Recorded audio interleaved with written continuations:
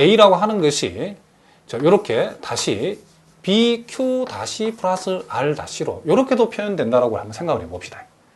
자, 물론 여기에서 요 R이라고 하는 값하고 R 다시라는 값은 둘 다 0보다는 크거나 같고 B보다는 작은 값이 되겠죠.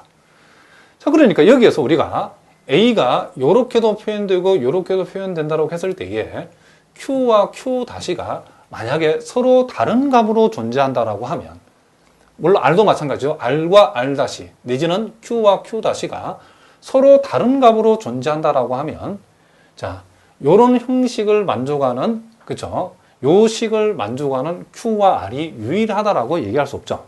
그래서 결국은 우리는 Q하고 Q 다시가 서로 다르다가 아니고 결국 Q하고 Q 다시가 서로 같은 값이라는 사실을 여기서 어떻게 하면 된다? 확인시켜주면 된다. 물론 R도 마찬가지죠. 그런 얘기를 합니다. 자, 그럼 일단 우리가 A를 BQ 플러스 R 또 BQ 다시 플러스 R 다시라고 이렇게 우리가 한번 둬보겠습니다. 자, 이렇게 두게 되면, 자, 요 놈하고 이제 요 놈을 우리가 같다라고 뒀기 때문에, 자, R 다시를 이항시키고 BQ를 이항을 시켜보겠습니다. 그러면 R 마이너스 R 다시. 자, B를 묶어내고 Q 다시 마이너스 Q. 자, 요렇게 우리가 일단 식을 표현할 수 있겠죠. 자, 요 식을 요렇게 우리가 표현할 수 있답니다. 자, 우리가 요 놈을 한 번 더 변형을 하기 위해서 양변에 절대값을 붙여버리면 R 마이너스 R 다시의 절대값. 자, B는 양의 정수이기 때문에 절대값 붙일 필요 없죠. Q 마이너스 Q 다시. 자, 요렇게 우리가 식을 하나 만들어낼 수 있겠죠. 자, 일단 요렇게 우리가 식을 만들어 놓겠습니다. 자, 여기에서 이제 우리가 이제 가정을 해봅시다. 만약에 Q라고 하는 값하고 Q 다시가 서로 다른 값이면, 다르면 안 되죠. 그렇죠? 그럼 우리가 Q와 Q 다시가 서로 다르다라고 하는 요 사실이 모순임을 보이면 일단 우리가 Q하고 Q 다시는 같은 값임을 우리가 보이는 셈이죠. 자, 그럼 일단 Q와 Q 다시가 일단 서로 다른 값이라고 우리가 가정을 했답니다. 그러면 우리가 뭘 알 수 있냐면 당장 절대값 Q-Q 다시라는 값이 1보다는 크거나 같은 값이죠. 그죠? 자, 이 말이 무슨 말이냐면 당연한 얘기인데, 자, Q도 정수고 지금 Q 다시도 정수랍니다. 우리가 정수값 비리 서로 뺐는데 그놈이 서로 다른 정수죠. 서로 다른 정수를 뺀 값의 절대값은 최소한 1보다는, 그쵸? 더 큰 값을 갖는다는 사실을 알 수 있죠. 그러니까 서로 다른 정수를 뺀 절대값은 1보다는 항상 크거나 같기 때문에 이렇게 된다는 사실을 우리가 알 수 있죠. 그러면 요 사실로부터 우리가 어떤 일이 벌어지냐면, 자, 요 밑줄 부분을 잘 봅시다.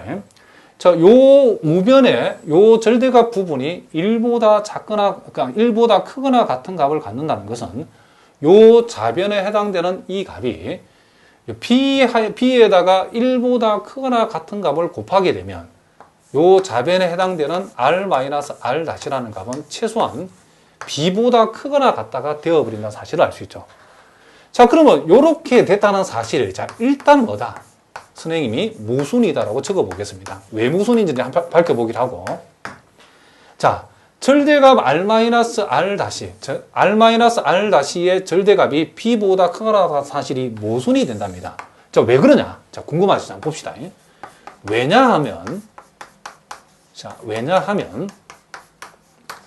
자, 여기에서 지금 R이라고 하는 놈하고 R 다시라고 하는 놈이 몽땅 다 정수 B보다, 양의 정수 B보다 작다 그랬죠. 그러므로 B보다 작다는 말은 구체적으로는 B-1보다 작거나 같다라고 이렇게 적을 수 있겠죠. 자, 이렇게 될 수 있죠. 그러면 0보다 크거나 같고 B-1보다 작거나 같은 요 두 값을, 요 두 값의 차이죠. 그렇죠? 절대값이니까. R과 R-R 다시의 절대값이라는 요 값은 절대로 B-1을, 그쵸? B-1보다 더 큰 값을 가질 수 없고, 요 놈은 B-1보다는 작거나 같은 값을, 그쵸? 가져야 되기 때문이라는 거죠. 자, 당연한 얘기를 선생님이 얘기했는데, 혹시 여러분 가운데 선생님, 얘네들이 R과 R 다시가 각각 이런 범위를 취한다고 했을 때에 왜 요 두 놈을 뺀 값의 절대값이 꼭 B-1보다 작아야 됩니까? 잘 모르는 분들은 선생님이 그림을 하나 그려볼 때 잘 보시기 바랍니다. 우리가 자, 요게 0이고, 자, 요게 b-1이라고 봅시다.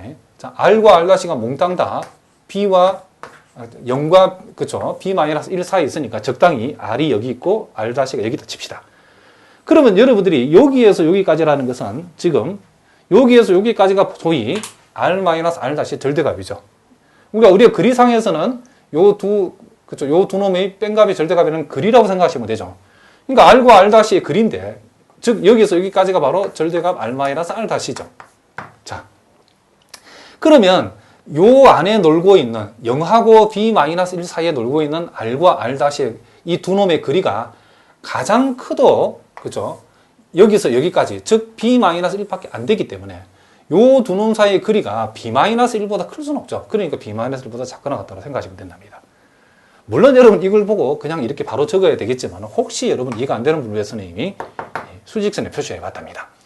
그러니까 원래 태생적으로 r-r'의 절대값은 b-1보다 작아야 되는데 만약에 q와 q'가 서로 다르면 r-r'의 절대값이 b보다 크거나 같다가 된다는 사실은 요 전제에 모순이 생기는 거죠. 이게 모순이라는 거죠.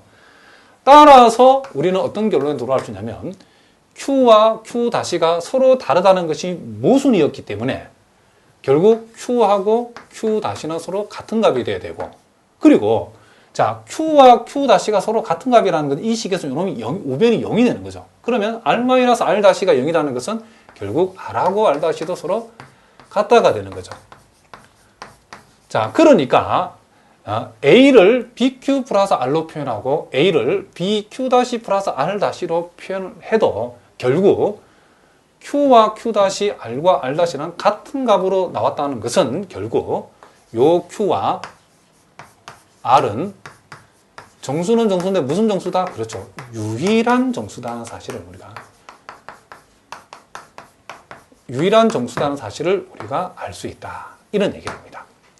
그러니까 결국 우리는 이와 같은 식을 만족하는 정수 QR이 유일한 정수값으로 존재한다는 사실을 우리는 어떻게 했다? 지금 증명을 했다. 이런 얘기를 합니다.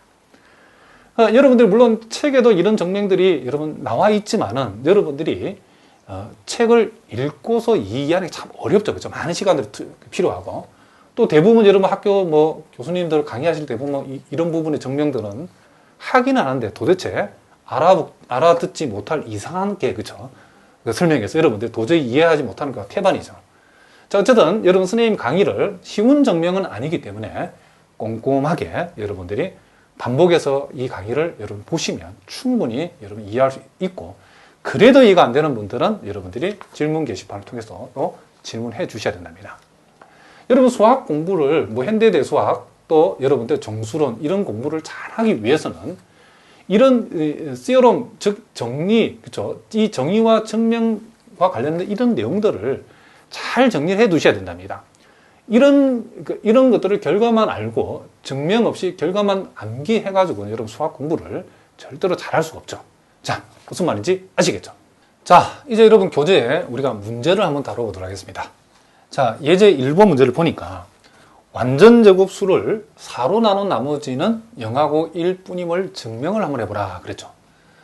자, 그럼 여러분들이 우리가 상식선의 문제를 푼다 그러면 우리가 일일이 정수 하나하나를 다 제곱을 해가지고 그 정수 하나하나의 제곱, 모든 완전 제곱수 하나하나를 각각을 다 4로 나눠서 나머지를 구한다는 것은 그죠? 결코 좋은 방법이 아니죠. 그래서 우리가 이 정수라고 하는 임의의 정수를 소위 나눗셈 알고리즘을 이용해 가지고 우리가 분류해서 적용하는 방법을 우리가 그죠? 알아야 된다는 거죠. 자, 그러니까 만약에 우리가 앞에서 공부한 내용들을 하면 B라고 하는 값이 그쵸 정해지면 물론 정수랍니다. B가 정해지면 요 A라고 하는 요 값은 그죠 나머지를 기준해서 이 정수값을 분류를 할 수 있죠. 즉 A 이꼴 BQ 플러스 우리가 R이라고 했을 때에 요 R이라고 하는 값이 0보다 크거나 같고 적어도 B보다 작은 값으로 우리가 둘 수 있기 때문에 예를 들어서 구체적으로 B가 4가 되어진다. B가 4다. 자, B가, 즉, 여기서 말하면 나누수죠. 그죠? 이 나누수가 4로 정해지면 우리는 요 R이라고 하는 값이 B가 4가 되기 때문에 R은 0이 될 수도 있고, 1이 될 수도 있고, 2가 될 수도 있고, 3이 될 수도 있겠죠. 그렇다면 우리는 요 A라고 하는 요 정수를, 요 임의의 정수 A를, 자, P 대신 B가 4가 들어가면 4Q 플러스 0, 그리고 4Q 플러스, 자, R이 1 들어가면 1, 그리고 4Q 플러스 2, 4Q 플러스 3, 이런 형식으로 임의의 정수 A를 이와 같은, 그죠, 나머지를 기준해 가지고, 그죠, 이렇게 네 가지로 분류할 수 있다는 거죠. 그러면 임의의 정수 A는 요놈, 요놈, 요놈, 요놈, 어떤 정수가 온다 하더라도 모든 정수가 요 네 분류 중에 하나에 해당된다, 이런 얘기를 합니다. 그러니까 우리가 모든 정수를 제곱해봐라, 이 말은 요 놈을 제곱해보고, 요 놈을 제곱해보고, 요 놈을 제곱하고, 요 놈을 제곱한 것이 마치 모든 정수를 제곱한 셈이 된다, 이런 얘기죠. 자, 무슨 말인지 아시겠죠? 그래서 우리가 임의의 정수값을 나눗셈 알고리즘을 이용해가지고 나머지를 중심으로 이렇게 뭐 할 수 있다? 분류해서 생각해 볼 수 있다는 것이 기본 생각이죠. 물론 이런 내용도 여러분들이 이미 고등학교 때부터 한번 해본 내용이 있겠지만은, 자, 기초가 약한 분들 위해서는 좀 상세하게 설명을 해봤답니다. 그래서 우리는 여기서도 마찬가지랍니다. 우리가 모든 완전 제곱수를 가져오는 것이 아니고, 우리가 소위 나눗셈 알고리즘을 이용해서, 자, 나눗셈 알고리즘에 의해, 자, 일단은 모든 정수를, 그쵸? 자, 여기에 4로 나눈다는 단서가 붙어 있기 때문에, 그쵸? 4로 나눈 나머지를 중심으로 분류해 보겠습니다. 그러면 4로 나누었을 때 나머지가 0인 것은 우리가 4K라고 볼 수 있고, 4로 나눴을 때 나머지가 1이면 4K 플러스 1. 4로 나눴을 때 나머지가 2인 정수는 4K 플러스 1. 4로 나누었을 때 나머지가 3인 정수는 4K 플러스 3이라고 이렇게 둘 수 있죠.